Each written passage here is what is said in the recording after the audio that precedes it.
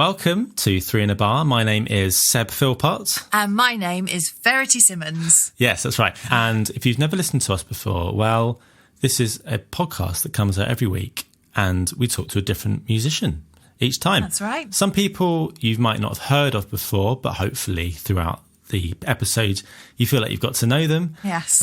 Well, this week is somebody that you might have heard of. Oh, I should think so. He's quite famous, this one. Yeah. Verity, do you want to let our listeners know who it is if they haven't already looked at the name on the top of the In case you haven't read the description, this week we have got singer, songwriter, guitarist, X Factor winner, Matt Cardle. Yeah. Ha-ha! And you resisted doing the voice. I so desperately wanted to, and then I thought, is it going to cause offence? So I stopped myself, which is a rare moment for me. Yeah, that's good. I don't know if Peter Dixon has a copyright on that in a certain inflection and intonation. I mean, now that I haven't done it, I don't feel like I can try and pass it off as my own. Unfortunately, we haven't got Peter Dixon here, the announcer from X Factor.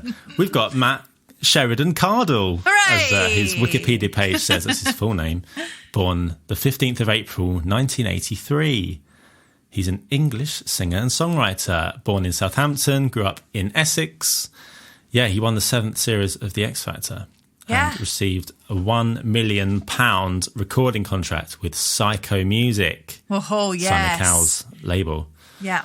Yeah. So before that, he was in bands as a guitarist and singer, Darwin and Seven Summers. That's right, who I think he's still playing with now, isn't he? Like they got reformed. I believe so. Yeah. And he won X Factor, which is obviously huge. Pretty big deal. Yeah, and he beat the likes of One Direction, didn't he? Like it was a big win. It was. Who was in the final? You had Cher Lloyd. Yeah, Rebecca Ferguson, One Direction. And One Direction and him. Matt Cardle, yes. Yeah. So, I mean, we've never interviewed an X Factor winner before. No. Or anyone that's been in X Factor. So we got all the scoop on that and what that was like, the process, how it has obviously completely changed his life. He talks about coming out the other side of X Factor, and he's very candid about the experience he had afterwards, which wasn't entirely positive. But the way he speaks now about because he's about to release his 5th studio album. He's released the first single from the album already called Purple Crayon. Go and check it out. It's really good. But he talks very positively about music and how he's enjoying it again now. But he definitely for a number of years did not have a great time. And a lot of it down to what happens when you come out the other side of the X Factor, I think. That's right, yeah. He does talk about some tough moments early on, having just won it and not being thought of as the musician that he thought of himself as, but being seen as more of a commodity by a big old record label. And a few years later, suffering from addiction problems from alcohol and Valium. Yeah, that's right, yeah. Because he now talks about his addiction in this new material that he's writing now, the new album. In fact, the single Purple Crayon, well, he'll talk about it, but it is inspired by his Valium addiction. So it's great that he feels really positive about talking about it so candidly now. Oh, also, he's done some musicals as well in the West End. Yeah. So he's done Memphis and Strictly Ballroom. Now, my brother played trombone in Strictly Ballroom, Barney Philpott. Yeah, and he met him. They got on a treat, didn't they? Yeah, they met at the Sitz Pro, which is where the singers sing it through with the orchestra just to see how it all fits together. And they hit it off very well. But how did we get in touch with Matt Cardle? That was through through big friend of the podcast. Not that he's big, I just mean that he's a big friend of ours.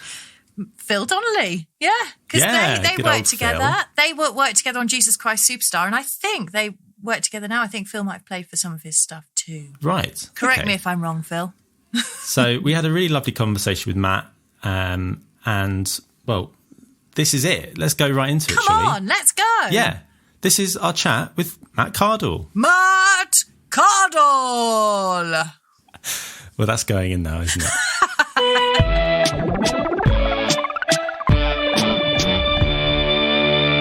Nice to see you all. And And you. Yeah, you too. Thank you so much. Stop it. Thank you for having me. Honestly, this is brilliant. I've only ever done one of these, and it wasn't particularly professional. It was a friend of mine doing it, but it was just so much fun. Yeah. And I'd never done one before, but this is way more slick. I like Honestly, it's such a ruse, the whole thing. It's just a brilliant opportunity to chat every week. I love it. It's so wicked. Good. We need it. God, do we need it, right? So much. Hey, congratulations on your new single. It's amazing. Thank you. Oh, do you want me to start recording? When do you want me to? Sorry. That's all right. Sorry, I didn't stick it on. Yeah. I'll say it to you again then, don't worry. Yeah. Just keep doing I'd like to hear that. Yeah, no, just keep saying that for ages. It's great. It actually was recording all in all. Sorry, I just pressed record now and we're rolling. Wait, there we go. Sorry, brilliant. Yeah, no, so massive congratulations on your new single. It's totally brilliant. Are you delighted to have it out now? Yeah, I am. It's been 3 years since the last album. You put so much of yourself into it, and for want of a much better sort of term, it's a bit like giving birth. There's no pain. Well, there is pain involved, as we all know. It's stressful and all that kind of stuff. But it takes so much to do it, and you kind of you're spent afterwards. And I really didn't think I was going to be ready to get into another album for a bit longer than this, but then lockdown happened, and me and my Mrs. Amber, she loves music and she loves being in the studio with me, and we sit in here and we drink and we get up to no good and all that kind of stuff, and it's like we just thought, do you want to play around with the studio? And she was like, well, what are you doing there? We like pressing buttons and finding synths and sounds and stuff, and then we started writing together, and that's where Purple Crayon came from, was me and her writing together. And one thing I've not struggled with, but over the years of co-writing with people, the single most important thing is to be on the same page about a lyric, especially, and that's the hardest part of every song, if you ask me, is the lyric. And you can't be more on the same page as your partner. There's no one else that you should be. If you're not, there's a problem, So it happened really quickly, and I produced the track myself. I haven't been doing that a lot ever before on my albums, and I just have been working really hard at production over the last sort of 5 years. Yeah. And once we'd written it, I was like, well, well, there it is. It's finished. I'll get someone else to mix it, because I'm not a mix engineer by any stretch, but yeah, I'm super happy. That was the longest answer ever, but I'm super happy with it. And with this one, was it the lyrics that came first to you then? Because I know, obviously we know what it's about because we've done our research, but tell our listener. Brilliant. No, I love that. I told you guys are slick. It's professional. No, do you know what? It comes back to what I was talking about earlier about being on the same page, like, because the song is about the struggle I had with addiction and recovery and rehab and all that kind of stuff. It's not so, I feel very comfortable talking about it, and it's not a shame thing, because there's no shame in any of it, but I do understand why people wouldn't want to talk about it, and I've spoken to people about it before and in songwriting sessions, and it's one of those things, if you're really involved with someone, which Amber has been since that all happened, it's easy to talk about. But when someone tries to talk to me about something I have no idea about, I'm a bit like, I don't really want to say anything because I don't know, and I got that from a couple of writers that I was working with, and also someone would throw out a suggestion, and it's not right because you weren't there and all that, and I wouldn't want anyone to be there or to go there. But because me and Amber are so close and she's known everything about it, it was so easy to write about, because we could knock heads over it. The lyric didn't come first. She was out walking the dog, and I came. And I had the bass line, and we worked on that together. I had the chord progression and a couple of ideas, and she came back, and it all together from the ground up. We did the bass line together. We did all the synths, and they go through so many stages, as you guys know. It's like Purple Crayon version 12, and then the next bit, and it's like final. Actually final. Right, exactly. But honestly, Seb, it didn't get to that point with it. There were a few versions of it, and then it gets to the point where you need your hands taking off it, really. Otherwise, you're just going to fill it until it's unlistenable. So we just sent it to Chris Elms, the mix engineer, who's absolutely amazing. And yeah, we got it back and a couple of tweaks and away we went. Do you have trusted people you would send a mix to say, hey, what do you think of this? Is this good or is this shit? Yeah, I do you know what? I think it's a tricky one, that, Seb, because it's like, like a snail's eye. Do you ever see a snail's eye? If you touch one, it goes, ooh, and it shrinks away back into itself. Yeah. So you can kind of be like there in the studio, like, oh, I've got this thing, all excited about it, and you play it to them, they're like, no, I'm not sure, and you're like, and then you can quite easily just drop it and leave it. And I've got lots of stuff that I know is good, but someone else has heard it and gone, I'm not really sure about that. And I've gone, oh, maybe it is shit. And it's like, oh, damn. So you've got to be careful about who you play it to. And like, try and play it to people that A, you trust their judgment, but B, they're going to not be too brutal about it. Do you know what I mean? But then you can't be having people sugarcoat your stuff for you as well. It's hard, that, isn't it, asking for advice of something, because people, if they're your friend, they might not want to say it's bad. Yeah. Or if it needs a lot of work. Exactly, yeah. They might say, yeah, it was cool, yeah. Yeah, and that's in itself as bad as saying, something negative. Yeah. You should hear if it's crap. Yeah, please tell me it's crap. Yeah, exactly. But then do you have like an archive of things that are just sat there waiting to go back into and bring back a few years down the line? Oh, absolutely, yeah. I'm actually working on one at the moment that I wrote with David Snedden back in 2012, I think it was. Yeah. And I got my old music teacher. He played the organ in the cathedral in Bury St Edmunds. Yeah. And there was a piece that I was like, Adrian, would you come and play the organ on it?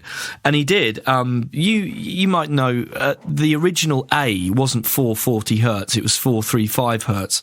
So the organ's at 435. So we got it back to the studio. We're like, oh shit, it's all out. Oh no. We didn't have the tools at the time. I think if we just used Melodyne, it would have been fine. But like, I just was like, oh God, I can't use it. And it kind of really just did my head in about the track. And I've just literally got that session back and someone's tuned the organ. So I'm working on something from nearly 8 years ago now. That's so great. That's interesting. But how do you feel about it now? Coming back to it. It's slightly confused. To be honest with you, I wasn't in a good place when I was writing it. It was, probably 6 months before I started to take a bit of a downhill turn. And a lot of the stuff I was doing at that time wasn't really coming together. And it was, the third album that I did, Porcelain, I know for a fact that, my manager was like, oh, can we get a bit of this, some more BVs here and extra added? I'm like, no. And that was when I knew.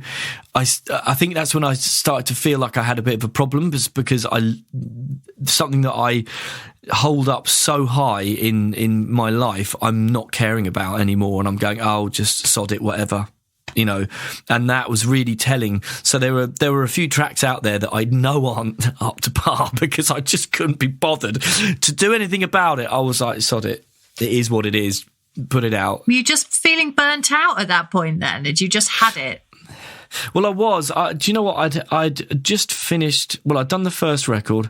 It done really well. It went platinum in the UK and Ireland, and seemingly that wasn't enough for Sony. And I don't think that was the case. They just had bigger fish to fry, I think, with regards to One Direction.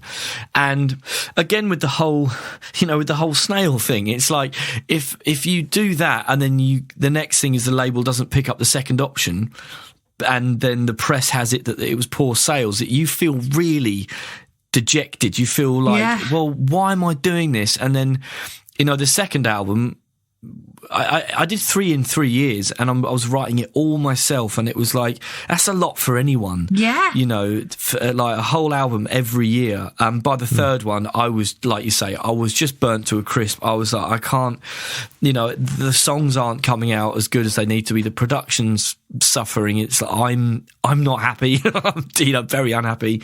I needed a break, and I think I got one, but I didn't think I'd end up having a break where I had a break, if you know what I mean. Yeah.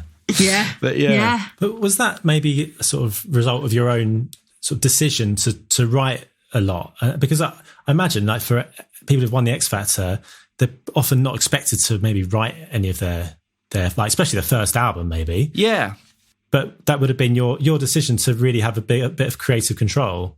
Yes, it was, Seb. And you know what? And it's a really good point, actually. The second, like, I remember sitting there in the Electric Diner with the head of Columbia and my A&R man for the album, Chris Briggs, and I was just like, look, it's been mad. It's been a bit of a mess. Like, all the fame and all that kind of stuff getting in the way of being able to actually knuckle down and write an album, and also, like, what do I write about now? I was just not in the right space. I got the album out and it was great, but I said to them, I just want to go away and take some time and write the next album over this year. And I remember him saying, look, we'll tell you when you can do that, all right? Because they knew deep down that Syco had gone, just do one and just get rid of him because we're going to make One Direction, I think.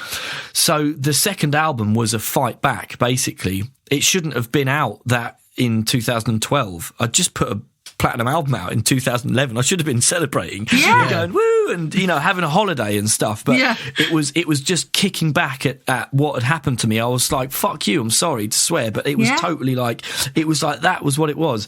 So that second album is very kind of angry, and it's kind of angsty, and it's very indie, and it's all guitars and big drums. And one of the best things about it is when it came out, it got to number 8, and in Sony headquarters every Friday they project on a big screen in their atrium the top 10 singles and top 10 albums of that week, and I'd beaten that Sony had Paloma Faith's album, and she came number 9 and I came number 8. And I was like, they must be sitting there in the atrium going, oh, we let him go last year, didn't we? And it's just like, I'm an little indie label, he's beaten any of us. It's like, okay, go on then. There's a celebration moment right there. Absolutely. I was like, have that quietly. But the second one was definitely a retaliation to being let go unnecessarily. And like I said to my manager at the time, we were in LA, we were there for about 6 months writing, and they said, oh, Sony haven't picked up the second option. And I was like, well, what more did they want, from the first album? And I was like, what are the press going to say? Because it didn't sell badly at all. And I just said, can we please just keep it, like, either keep it quiet or just be factual about it and be nice? But no, obviously not. It's like axed for poor sales and all this sort of shit. And I'm like, that's all I didn't want was that stigma, that attached to why I left. It wasn't the right fit for me. I know that. But don't say that publicly, like very publicly at the time. They're so desperate to knock people down, though. It's just that whole, especially at that time, it seemed like, it was like building people up. I mean, like, your series of the X Factor had like the highest viewing figures, didn't it, of any of them? It's like they want to build you up, and then just like knock you down. And it's sad. Absolutely, it is sad, and it's absolutely classic. And even my local press, the Halster Gazette at the time. And my mum and I think my mum went down there. Actually, she was fuming. She's not like that. But they had been at our door and on our phone every day. What can we write? What can we write? Oh, can we write something? Can we write something?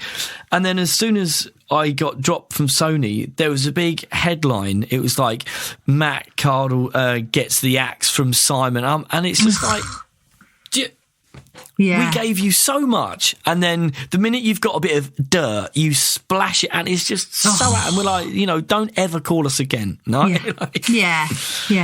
horrible people. Absolutely. So, was that first album that you released, the Letters album? Did you feel like you had much creative control over that one at the time? As far as writing goes, I remember being in Columbia headquarters at Sony Building and being sort of played songs, and I did give my Seven Summers band album to my manager at the time and said, look, I write, like, it might not be the best writing, but I at least want to co-write. And I remember they were playing me some songs from some people, and I wasn't connecting with them because it wasn't my music and it wasn't my lyrics. And I said, And I was like, they were like, well, you have to play us something then. And I was so intimidated. I remember walking outside and having like 10 fags, like trying to find one of my half decent demos to go back into this room with 6 people on the big speakers and play it. And it was like, I'd just been doing it on like really rudimentary on Logic, like Logic drum loop, and me like in a hotel room in Ireland, like, and there I am in Columbia headquarters trying to impress all these people, and I'm like, oh my God. I did get to co-write the whole thing, apart from the Gary Barlow song, which was forced upon me without question or choice. We had a song called Starlight that was brilliant, and I'd written it with a bunch of guys, and we were all jumping around, including the label. This is your first single. Yeah. I was like, oh my God, I can't believe I've co-written my first single. This is amazing. And then Simon Cowell was leaving to go and do the American X Factor, leaving Gary Barlow in the chair. And what better way to promote Gary on the new show than to have me as my new song is a Gary Barlow track. And I'll never forget, he walked in, I was at Rack Studios, literally mixing Starlight. And he was like, I've got a song for you. And I was like, okay, like we don't need any, but okay. And he's like, Robbie Williams has said, if you don't want it, he wants it.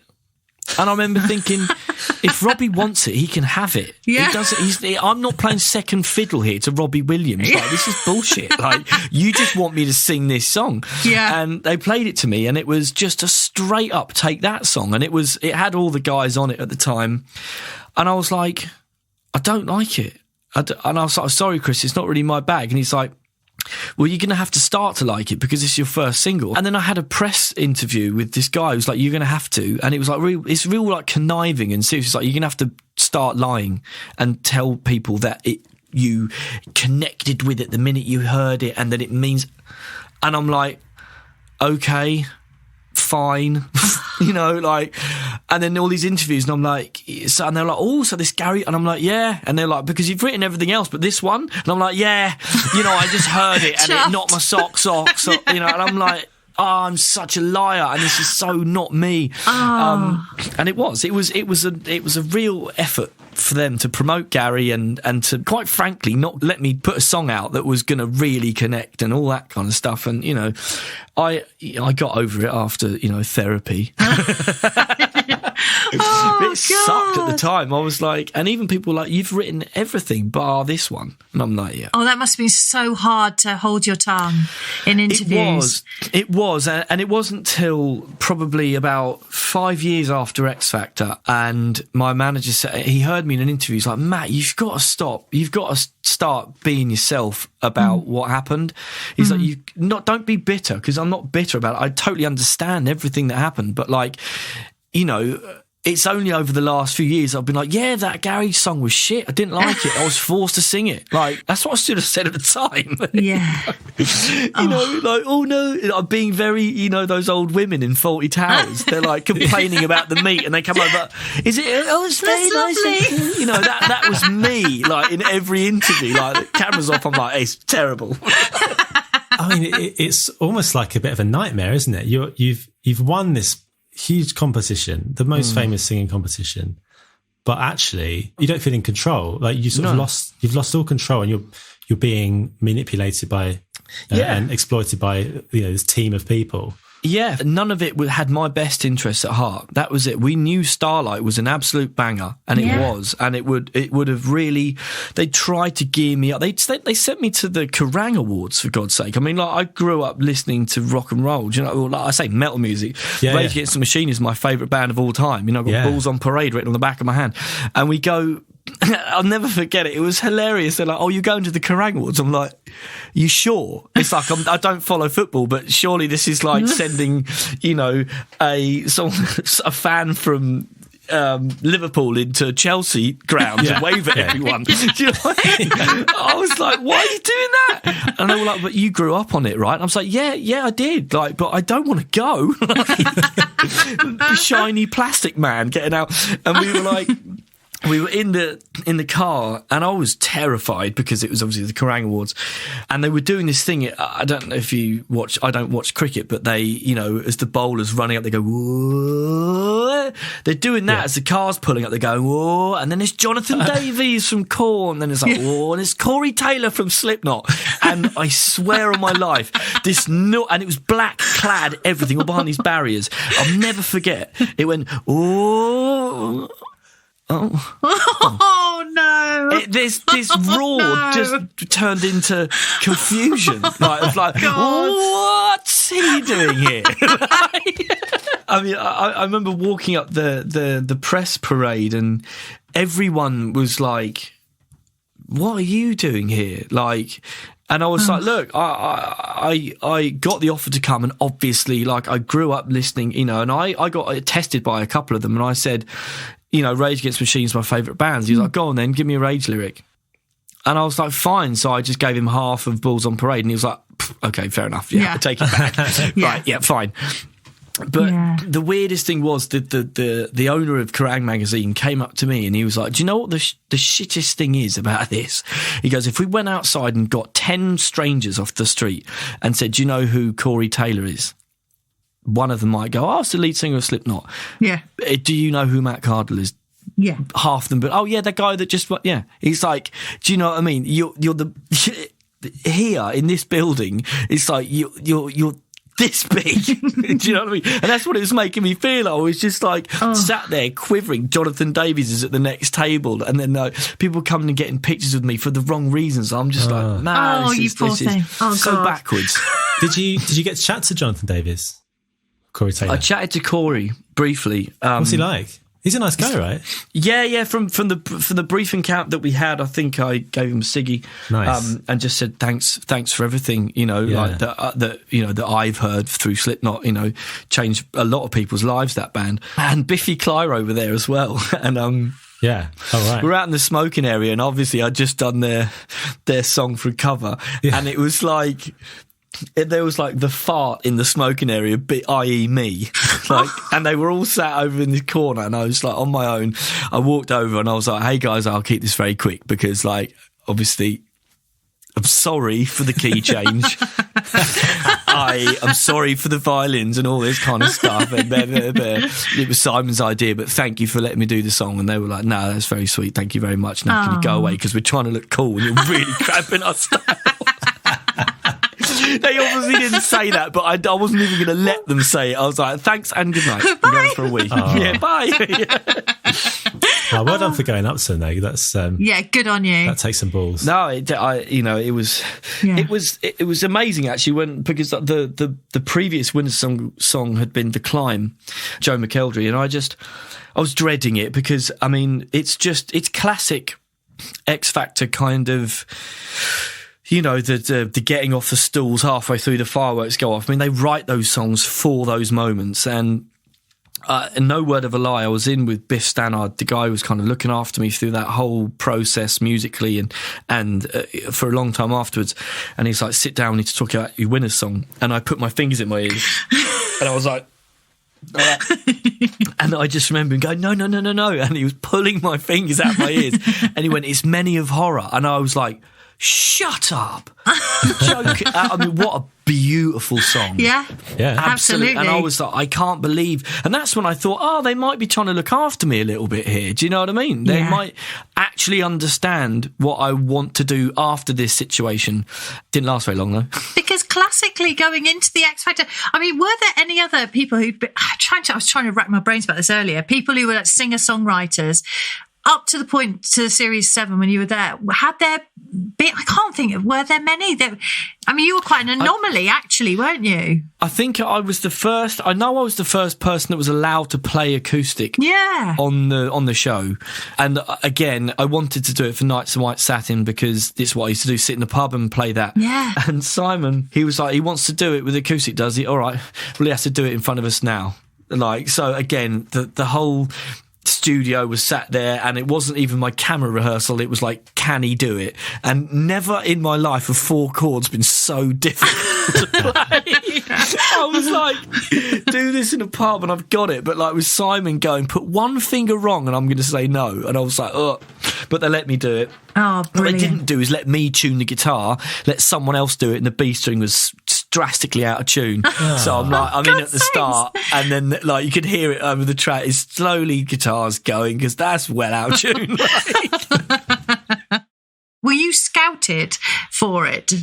I guess in a way, because doing all my bands and stuff, and then I didn't have any money because I didn't have a job, and my mate who owned the pub said, come and do some covers for money. And I said, no, I was being too cool, Verity. I was like, no, I'm in a rock band, I'm cooler than that. And he was like, it's like 150 quid a night. And I was like, when can I start? Like, how long do I need to play for? So it was like 3 45-minute sets we used to do. So my girlfriend at the time would come down and watch with her friends sometimes, like for about 10 minutes, and go to the next pub, and I'm there on my own. One night, she filmed me doing a cover of Mercy by Duffy, and we went back to a house party afterwards, and it got to about 5 a.m, as things do at these kind of events, and she got her laptop out and was kind of doing something. I was like, Jurga, what are you doing? She's like, oh, nothing, being all shady about it. And I was like, all right.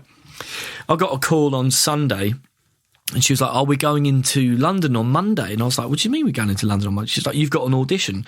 And I was like, what for? She's like, I'm not telling you, but it's really cool. And I was like, I haven't got the money to get on the train, Jurga. She's like, I'll pay. She has the money. She's like, I'll pay for you to go on the train. Me, you and Lauren go down.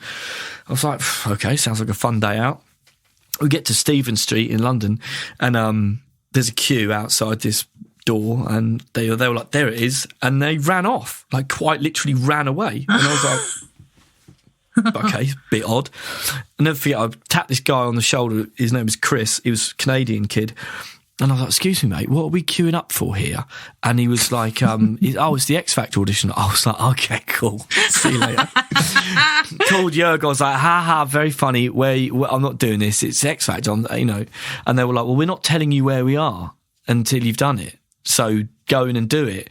And then I half debated just sitting in a pub for an hour and going, yeah, I did it. They said no or whatever. And I called my brother and I was like, I'm standing. He's like, I'll just go in and see what they say. You may as well. And that was it.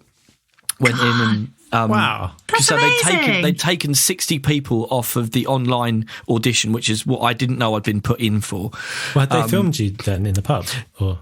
Yeah, they filmed me in the pub. That's what she was doing in the night. She was uploading. Sorry, I forgot to mention. She uploaded it to the online audition, and then got a "Can we see Matt on Monday" thing. I see.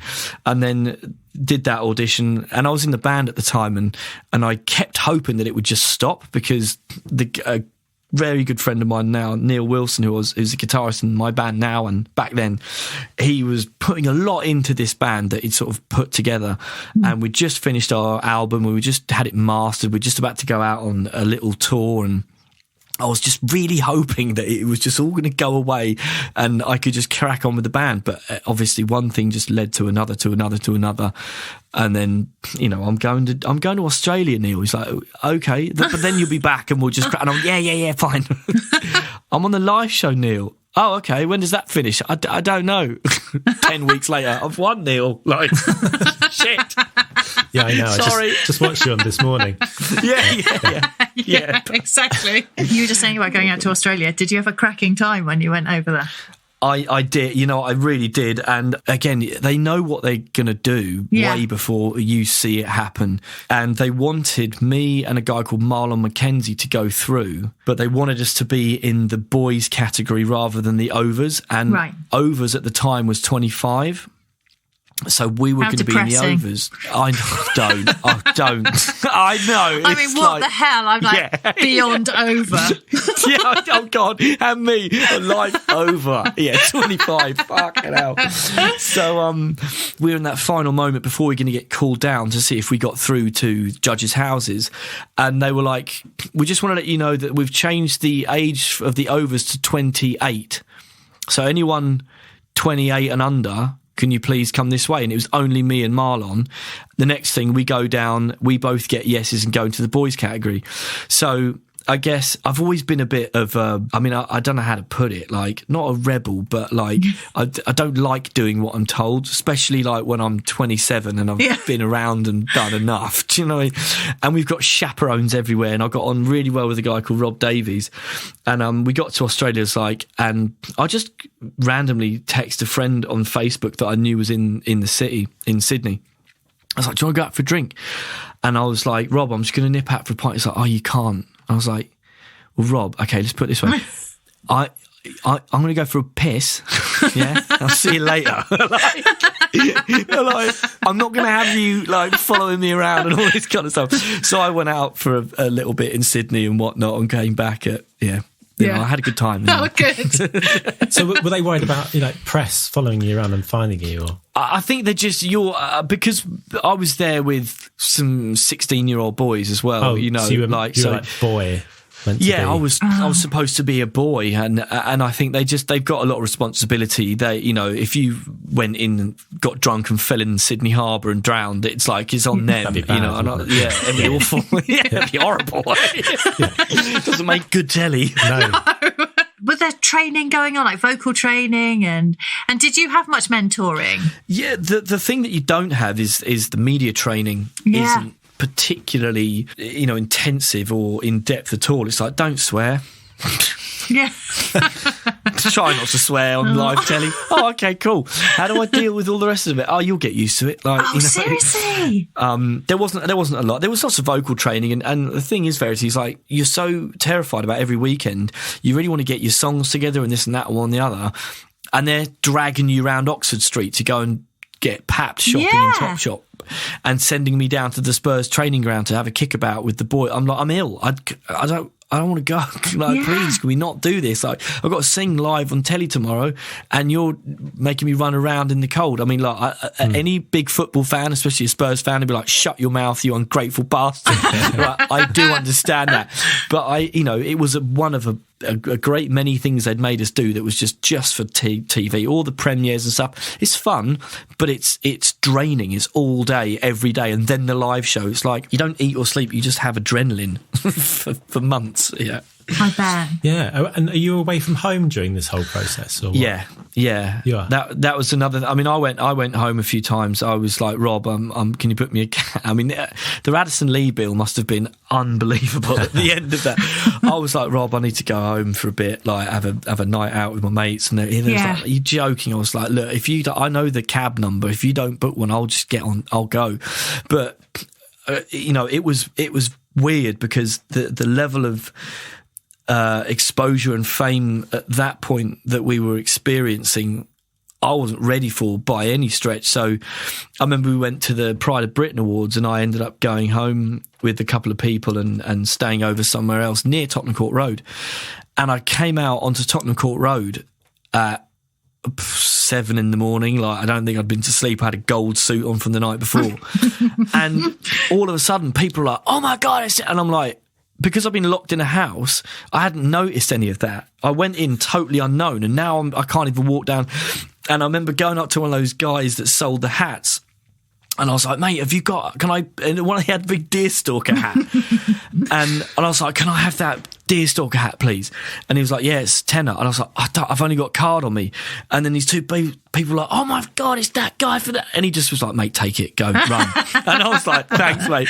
I ran straight into Topshop and got myself a huge, like, Mac thing with this thing, and was just walking around Oxford Street with this hat on and this coat looking like an absolute oddball, like calling Rob, like, Rob, help me get back to the house because I'm getting mobbed. It's mad, like absolutely mad.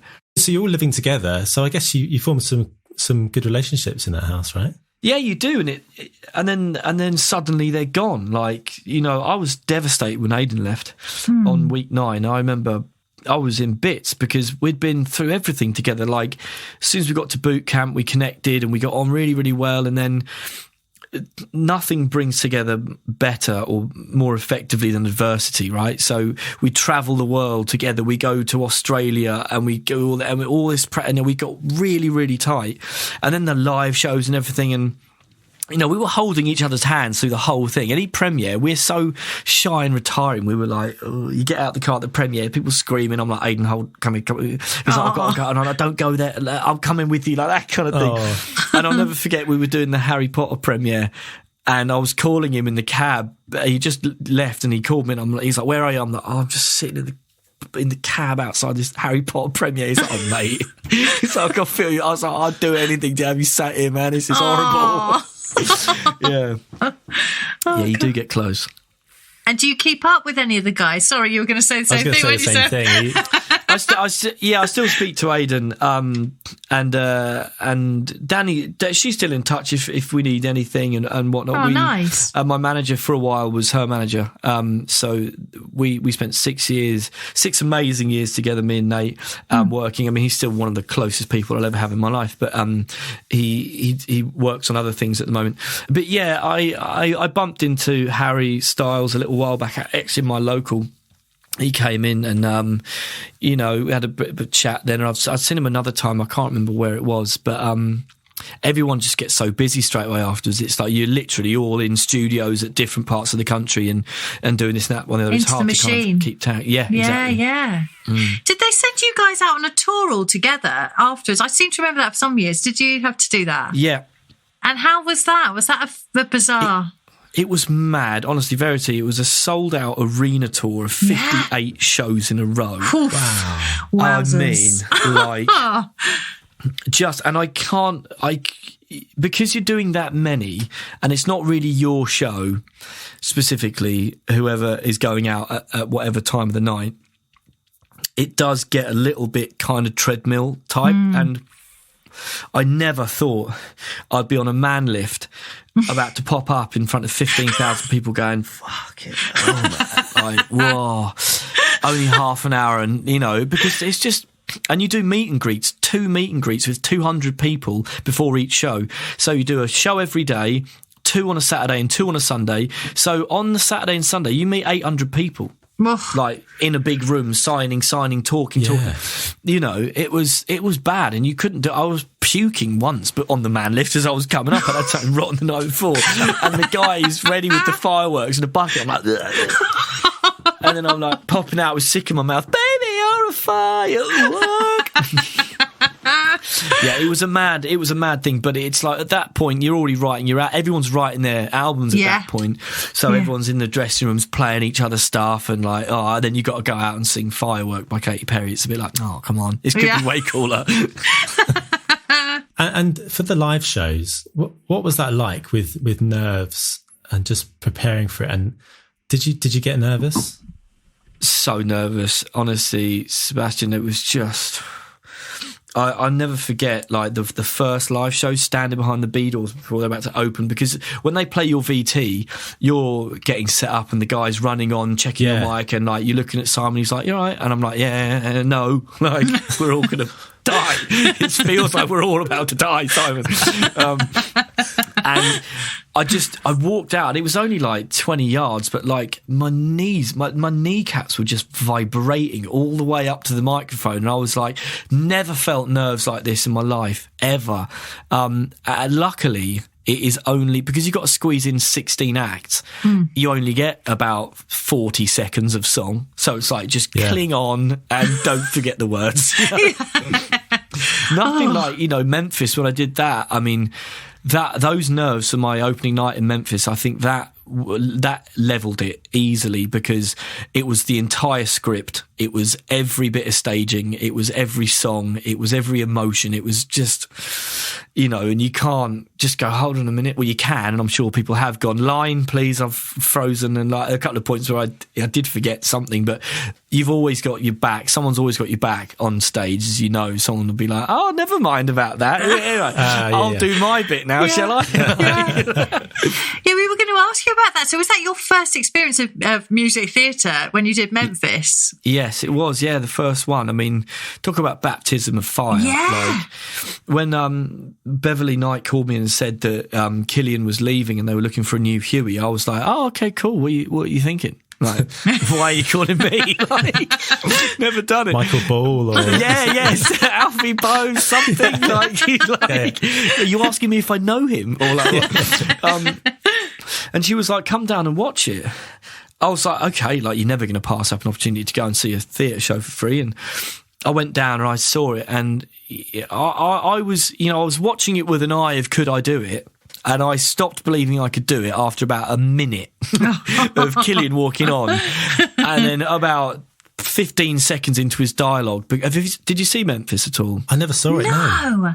It was amazing. Like, my character was a little bit Robin Williams in Good Morning Vietnam. He spoke he's a radio DJ, and he spoke very fast, and he was so like charismatic and energetic. And I was like, I tried to remember as I was watching it. I was like, I've forgotten. I can't do this. Like, but they gave me a punt, and I need to thank Tara Wilkinson and Beverly Knight and everyone there for supporting me that much and getting me to the point where I could do it. And it was just amazing. Just amazing. Yeah, it must be so nice to, having done all that stuff on your own on stage in the X Factor, sort of, it's all down to you, but to actually be part of a team and a family like that. No, absolutely. It's and it was like when I first met your brother, and it's like, outside the pub, outside Strictly, it was just like, do you know what? You just don't get this in the music industry. You do on tour to a point. When I go out on tour, you got your band and your manager and then people from the label and all that kind of stuff. But that's about 15 people max, maybe, if you've got a big crew, a bit more. But this is like 40 people. You've got the entire cast, all the stage crew, all the band, everything. And, warm-ups are of celebration that you're just there doing it. Every time you go down to warm-up, you're like, whoa, we're doing it again. Yes. They're a really nice sort of ritual, aren't they? It is so nice. And like, Mondays happen in theatre. It does happen, like you've had one day off, you don't feel it's enough. There you are, Monday, and you're like, Jesus Christ, we're going to plough into another week. And then you get down to warm-up and it's like, and then when people are singing together, it's just such a beautiful noise, and you just you're so ready for it, and then you've got that really annoying half an hour dip before you go on, and you get all changed and you go, oh shit, we're on. So Strictly Ballroom, you did that a couple of years later. That's where you met my brother. Yes, with your bro. Yeah, what a lovely dude. He said to me, I remember at the time, I think you did a sits probe, maybe on stage or something. Yeah. And he said, he was so nice. Matt Cardle, he just came up to me. We just chatted for about half an hour. Yeah, mate. I got on so well. He's so cool. Please tell him I said hello. I'll drop him a message actually. But no, it was pretty intimidating taking over from Will, I must say. Because I'm such a fan of Will and his voice and everything. And Will Young. That's right. Just to get the listener up to date.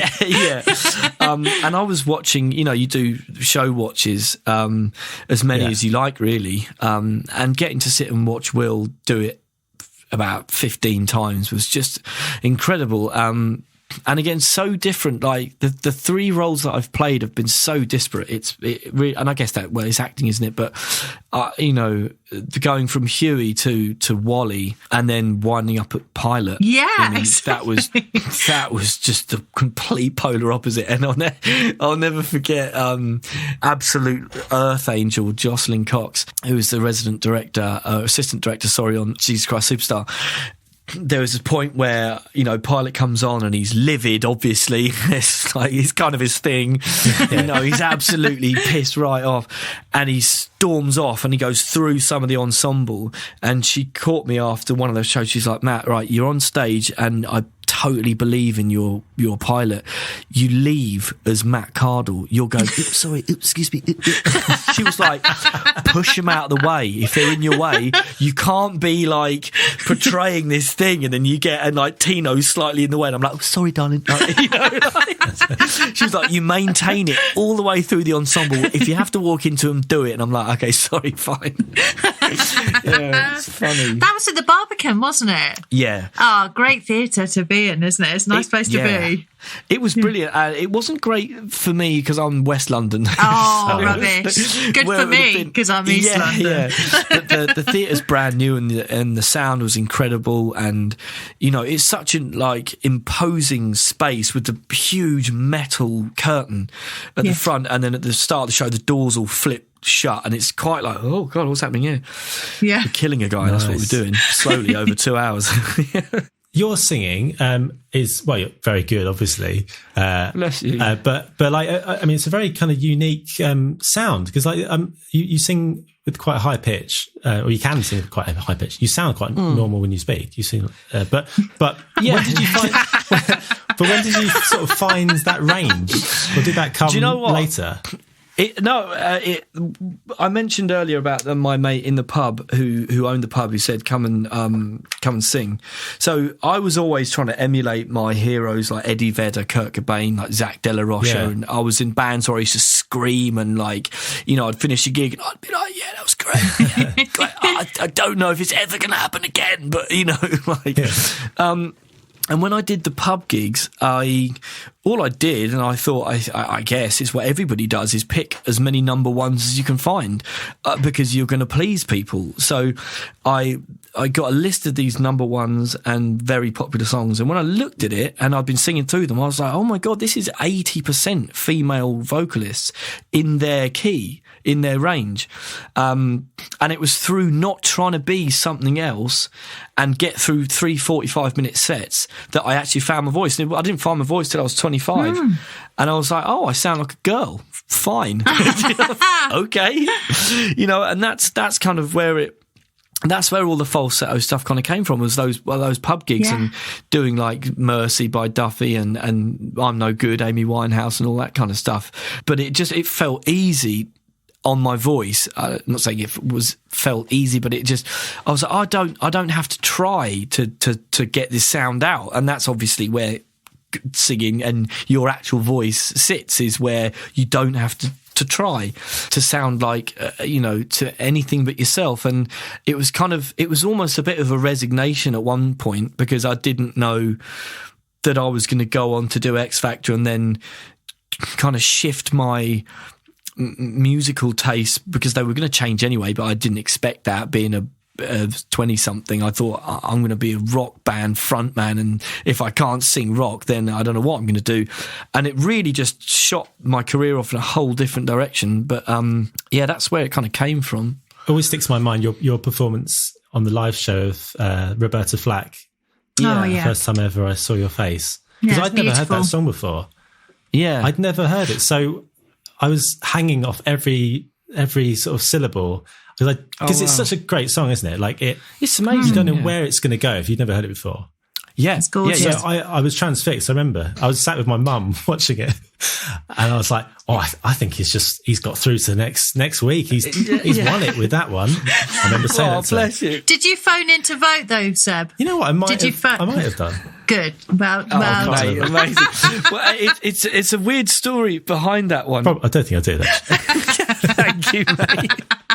It's charming. No, it was weird. The year before X Factor, 2008, my brother was getting married, and my sister-in-law called me up and she said, "Would you sing off Me Into the Church?" And I was like, "Oh, don't put that pressure on me." But yes, okay. What do you want me to sing? And she said, "I want you to sing First Time Ever I Saw Your Face, but I want you to sing the Leona Lewis version of it, which is the one that I did on the show." So I listened to it and I was like, oh my God, how? And I'd just been doing the pub gig, so I was like, I think I've got the range for it. I'll try it in her key. I don't get the full voice notes that Leona does, because obviously I cannot sing like Leona. I mean, that's a joke. And I wasn't even going to try. So I kind of falsettoed all that stuff.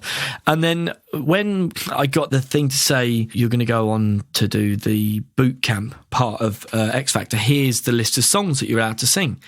And the very last song on that list was Roberta Flack, First Time Ever I Saw Your Face. So I called up my brother and I was like, Jules, mate, you're never going to guess what's on this list. And he was like, mate, it's a sign, just do it. Just sing that. And I don't think one other girl did it, but absolutely no way was there going to be another boy doing it. And I think that was partly what was so surprising to the judges at the time. He's like, what are you going to sing? I was like, and they were like, good luck. Off you go. And I had someone come up to me after my boot camp audition of that song. I had one of the production team, his friend came up to me while we were having some food, and he was like, what time did you sing yesterday? Because that was the results day. And I was like, what? He goes, what time did you sing yesterday? And I was like, I think it was about 3:10. And he was like, look at this. And he got Twitter up, and it was one of the people on the panel for X Factor. At about 5 minutes after I'd sang, he just put, I'd just seen the winner. Wow. And I was like, oh, Whoa, okay. Like, and don't get me wrong, I never, ever thought I was even going to get through, let alone win it. But then, because of the impact that it had at boot camp, and I started to believe that Simon didn't want me to go, because he obviously had built One Direction in our faces and, you know, in real time. I was like, he got me to sing Leona Lewis, Bleeding Love. And I'm like, mate, I can't do it. And I had this conversation with him in the corridor. And I was like, Simon, it's just it's too big. And he was like, I just think you're scared of the song, Matt. And I was like, yeah, okay, I cannot do it very well because it's a ridiculously hard song to sing. Yeah. He was like, you're just scared of the song. Don't worry about it. Next day, live show happens. I make a complete car crash out of it. And he was like, I just think the song was a bit too big for you, Matt. No. And I wanted to reach down and grab his head and, like, in front of him, and be like, that's what I said to you yesterday. Oh, you know, God. You made me... I want to go, Dermot, he made me do it. Like, so the next week I'm in Psalm Studios and I get the phone call and it's like, yeah, he wants you to do First Time Ever I Saw Your Face. And I was like... Oh, so he wants to give me a chance then? Like, that's what I thought, because it went so well at boot camp. If he wants me to do it here, then thank you, because you really stitched me up the week before. Yeah, you know? yeah. I just was a bit in the way, I think, to be honest with you. Connie Huck actually came up to my mum and said, I've never, ever in my time on X Factor, nearly 7 years, seen him so angry about anything. Really? And I was like, about what? But the fact that you won. And because he built One Direction and thought they were going to win. Yeah, yeah. And you can see, you know, because I remember when One Direction went out, you could see it in him. He's like, I can't. And he turned around and he's like, they must have switched his microphone off because he was probably effing and blinding. Yeah. And then I won, and I just think it's look what he's done with them. That's what he was always going to do with them. I was just in the way. I'm sorry that I won, Simon. Like, you know, you have to do a record with me. Unfortunately, you're gonna put as little in as you physically can, which is what they did, and then you're gonna let me go, and it's fine. But he wasn't my biggest fan. I'll tell you that much. That's really it's really sickening. It must make you just feel like, I don't know, my stomach would go like that. I was just like, I understand all your decisions, mate. I just wish you'd given me a bit more support. Totally. You know, they put the bare minimum amount into my week one advertising, and the figures came out, 3 years later, because my manager at the time was like, he called me, he's like, Matt, you need to leave the Modest management because you are not the priority. We just had a phone call from Children in Need that they wanted you to headline the live show, and one of the other guys came straight over, was like, no, One Direction are going to do that. So he was like, you're not in the right place here. They have not got your best interest at heart. So they put in the bare minimum that they had to promote my record. Even though they put in barely anything, it still managed to sell 300,000 plus, but what they put into week one advertising for One Direction, we're talking like mega money. And when that all came out, I'm like, oh, okay, I get it now. Oh, I see what happens. But fine. Just wish you'd give me a little bit more of a leg up. Yeah, absolutely. It's such a shame because in their position, they could really help you out. They could put you on a label that would be right for you, or just hook you up with the right people. Yeah. Well, they were talking about doing, it was in the press a little while ago, so I am allowed to talk about it, but they were going to do like a winners of the winners X Factor thing. And they called me up to do it, and I went and had a meeting, and I was like, they did not expect me to sit there and say what I said to them. I was like, you actively erased me from your history for the last 6 years. You've cut me out of every VT that you've ever done since. And now you want me to come back and celebrate 10 years. I was like, you haven't celebrated me since 2010. So why should I come back and help your show out? We'll give you £150 a night. Yeah. Okay. Yeah, exactly. Sorry. Right, sign me up. Yeah.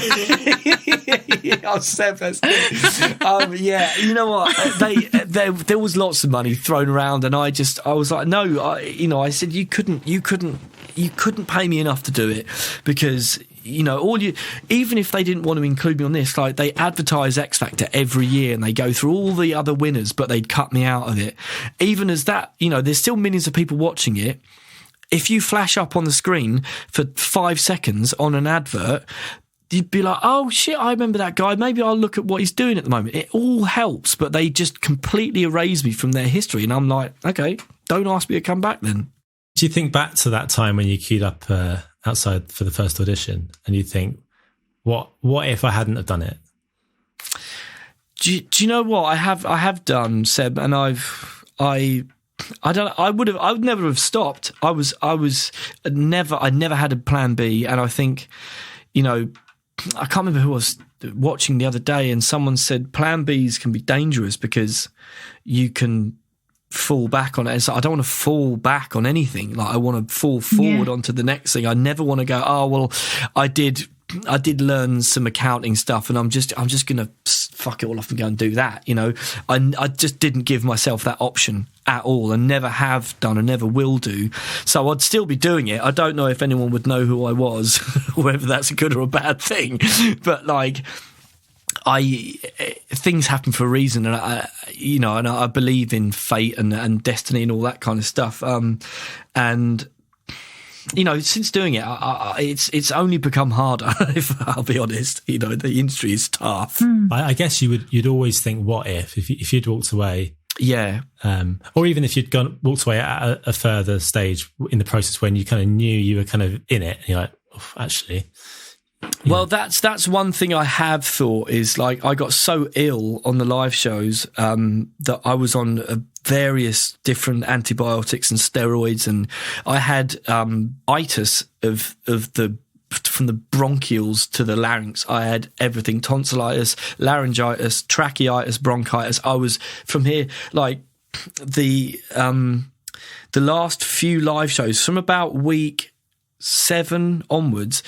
When I got my mic clipped onto me by a guy in the hallway, what I'd do is I'd bend over and he'd slap me on the back to try and get out all this stuff in my lungs so I could actually get through and I went home and I was lying there on my bed at my mum's house with, you know, a pool of sweat in my chest pit, like literally the worst fever I've ever had. And she was like, I've got X Fac on the phone. They're like, they understand if you're too ill to come back, but you're out if you don't, basically. And she was like, I don't think you should go because you can't bear, you know, they were injecting me with steroids in my ass to get me up to do each show.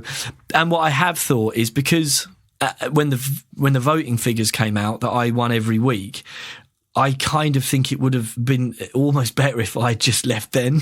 You know what I mean? I wouldn't have quite have been in the clutches of them as much as I had been, but I'd still been winning every week. So I'd still have the support outside, if you know what I mean. It could have been another way round, but you know, I wouldn't take it back. No. It was pretty difficult those last few weeks, though, like sweating out a fever. And Cheryl was like, you look ill, babe. And I was like, I'm really quite. I had the flu as well, like really bad flu. Simon was like, I come in when I've got a cold. I'm like, yeah, but you sit there. Yeah. And, you know, I'm up here crapping myself, singing, and I can barely talk. Like, give me a break. Oh, dear. So funny. And what was Rihanna like? Oh, yes. Lovely. She was lovely. Very bohemian. Smelled great. Oh, did she? And it's I didn't realise, but it's a thing. Apparently, she it? just smells great. If you can't remember, I saw it a little while ago. It just popped up on something on like the Daily Mail or like, and it was all the people that had met Rihanna that just said she smells great. What are the know what I mean? aroma notes? What would you say with the notes? Weed. Okay. Weed, vocal zone, and probably some Diptyque perfume. You know? That is a winning formula. They're right there. If you ask me, it is. Yeah. No, she was cool. She understood. I mean, she was probably as nervous as I was, because it's not often that you get to sing in front of 17 million people. I mean, all those big stars flew in, and the ones from the States at least, they flew in and flew out, like flew in the day before, did the gig, flew out again, you know, all private jetted up. It's like you don't get that kind of exposure casually that we were getting, and we were like, oh yeah, no, we're used to it coming, and they were like, oh. Never forget seeing Katy Perry shitting herself. I'm like, yeah, it's scary, isn't it? Like, well, funny. Hey, and now though, off the back back of all of that, where you've had so much, like you were saying, so much of your career to begin with was quite controlled, and is it just like the most freeing thing now, writing, producing and recording everything yourself? It really is, Verity, and you know what? I always knew that my career post X Factor was going to be a slow burn. My dad always said it to me. He was like, especially when I got, I left Sony. Excuse me. He was like, mate, it's a slow burn. It's not. If all your success came then where would you be now? That's the thing. It's like, the industry's tough. It's up and down. But I still think that the best is yet to come. And having that amount of control and being able to produce the record myself and write it, like with my girlfriend and my friends, and not have anyone saying, as soon as you're in someone's pocket in a label, like for usually, back in the day, about 150 grand they give you, and they're like, right, don't make a fuss. Do you know what I mean? It's like, you can't go, well, now I want to do this. It's like, well, give me that 150 grand back and then do what you want, So now that I'm doing it with an indie label, and it's like, all that kind of pressure's off, and, I get to put out the song that I want to put out, and I get to produce it the way I want to produce it. And it's just wonderful. It feels like me properly for the first time ever.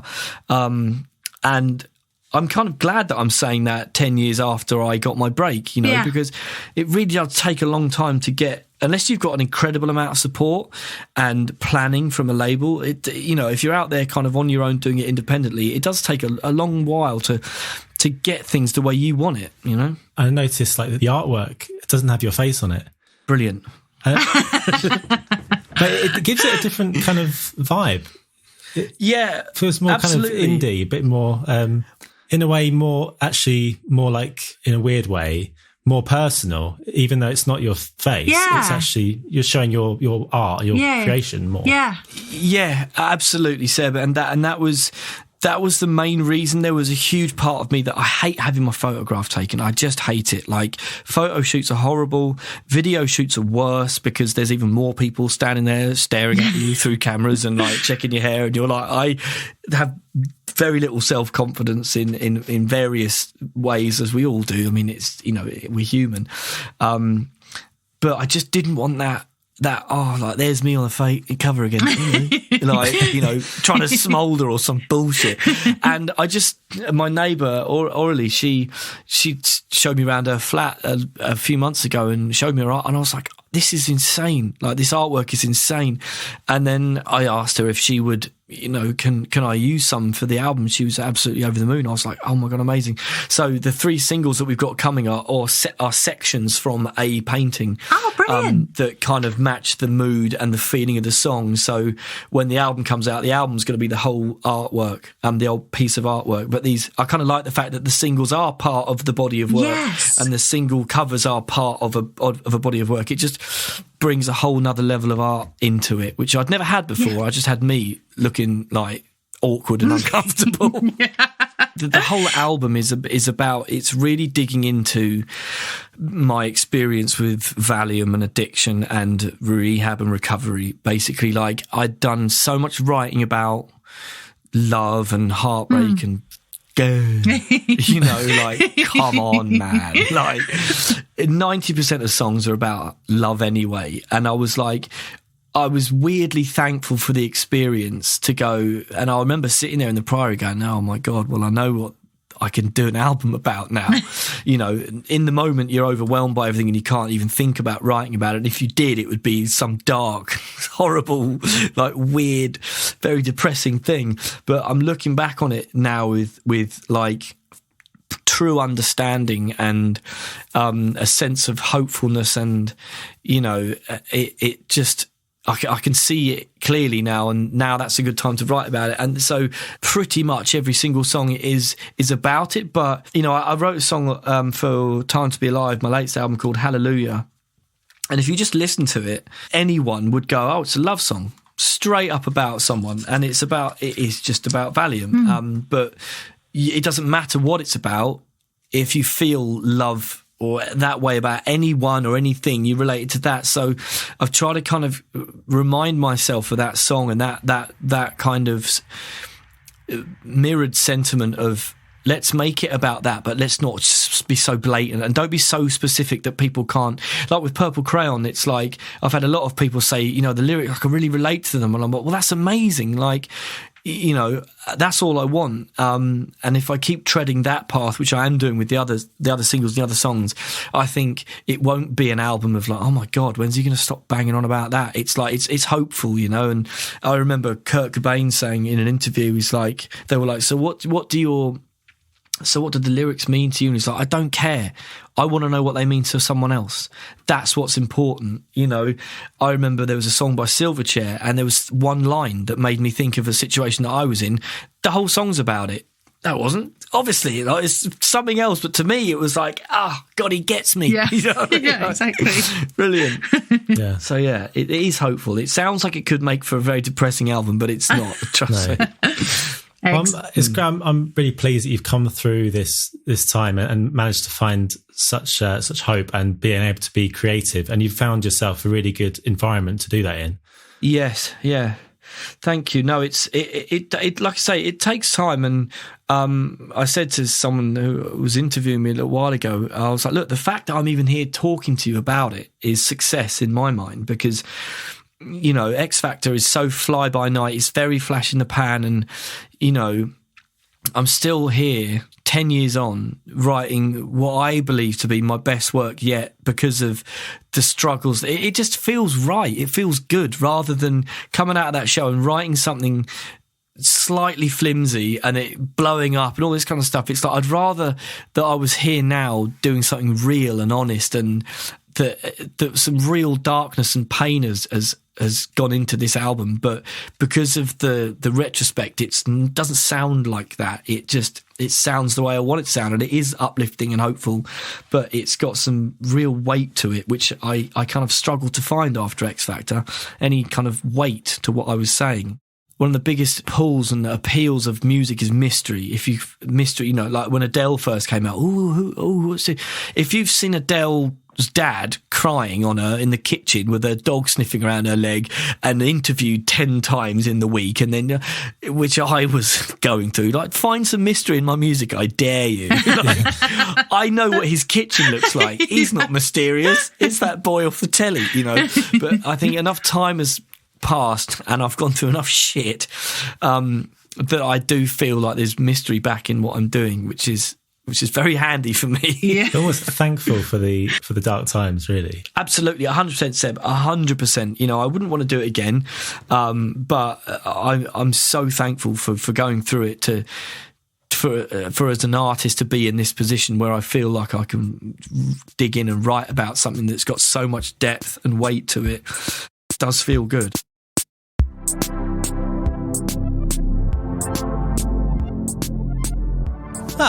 Yeah. Thanks, Matt. He's great. Oh, what a great guy. Very friendly guy. He was just like your mate, wasn't he? Yeah, He's like someone you've known for ages. So nice. And also, like, I genuinely think he's a true X Factor success story, because he now, 10 years on from winning it, he's now still writing music and doing stuff that he loves in the music industry. That's brilliant, isn't it? Yeah, because so many people have won it and they're not around anymore. Nope. He's definitely still a household name. He's still creating music, and it's really exciting that he's now making music, producing it himself. Yeah. He's obviously got a really good setup, him and his partner. Yeah. Coming up with creative stuff. So it's exciting to see where it's going to go. Hey, though, when he said about writing with his partner and being on the same page, and that's so important and things, I mean, for a second, I just thought to myself, my God, it made me feel guilty, because I thought if Rob and I tried to write something together, we'd kill each other. I thought exactly the same thing. Not about you and Rob, but about me and Charlotte. It wouldn't go well, for sure. No. I think the relationship we'd have would be more like him and Simon Cowell, possibly. Yeah, just a look of disdain and just smoking indoors all the time. Yeah. You didn't even used to smoke before. Now we've started writing, you're smoking 40 Marlboro Reds a day. Yes. Has it been a nice week for you, Verity? The sun's been been more out. Homeschooling? I have been doing that, but the sun's been out, and I tell you what, it's great, isn't it? I felt like a different person once the sun came out. Been running, been walking and smiling. All those things I didn't do in January. You know, it's lovely. Yeah. How it was about so you? nice. Yeah, the same actually. Yeah. So it's Saturday the 6th today Yeah. that we're recording this. Yesterday was Friday. That was a really sunny, beautiful day, wasn't it? It was. I went for a run and discovered a new bit called Red Hill Common. I think that's right. Yeah. And it's like on a big hill, and there were just loads of people just sat on their own, just looking down to the view into the sun. And you could just feel the energy was like the sun was just lifting people's spirits. It does. It just changes everything, doesn't it? It's so good. Yeah. Yeah, really nice. I think there's been a real sea change because of that this week. So that's great. Yeah. You got the numbers are going down with the infection. That's good. You've got the vaccine that's going up. My parents got their vaccine this week. Oh, did they? Hooray. Yeah. My dad's Charlotte's had parents his. are getting theirs today. Oh, good. Good. What are you saying? Your My dad's had his. He had his. Excellent. He got his at the Plymouth Argyle football ground. Oh, great. Which is excellent. Yeah. So, That's go nice. in there, get a vaccine, then go out for an Ivor-Doodney's after. Lovely. What is an Ivor-Doodney's? Is that an ice cream? Pasty, innit? Oh. Go and have a fight outside Ivor-Doodney's. That's lovely. I think my dad was probably doing that, yeah. Last week we asked people to email us. Yeah, did anyone? No. Oh, that's tragic. Come on, But chaps. we didn't actually tell them the email address. Oh, okay. Right, there's a problem. Let's give them that. So should we try it again this week? Yeah. Please Okay. email us. Guys, please email us. The email address is, now get a pen. I'm getting mine. Okay. You don't, not you. You Well, don't no, need a because I pen. might, if we don't get any, I'm going to eat one myself. Okay. Pen, everyone got pen, paper? 3inabarpod@gmail.com. There we are. 3inabarpod@gmail.com. Send us an something. email. Yeah, go on. Tell us something. Anything. We can even mention it next week in our lovely podcast. Yeah, I'd really like a sort of dispatches section. Yeah, me too. Just notes from our listeners. It'd be so nice. Come on, Yeah. chaps. If you don't want to do that, then you could leave a review on the internet, on iTunes. And that would be like an email to the world. Exactly. Do it. That's great. And then also join our Patreon, please. Yeah, join the Patreon because there are extra bonus episodes for every single guest. Mm-hmm. So this week, there's an extra bit of Matt Cardle. Check it out. There is. He talks the studio. He talks Nando's. He talks about beer. Yeah, talking about Nando's, we find out, did Matt Cardle get a black card? Did he? You'll The have Holy to Grail. join and find out. Find out. Well, look, have a magnificent week, everybody. Yeah. Have a magnificent week, Seb. And Thank you, you too. Yeah. I think the weather's going to get bad, but I think it will get better again at some point in the future. That's right. So just power through and see you on the other side. Bye, everyone. See you next week.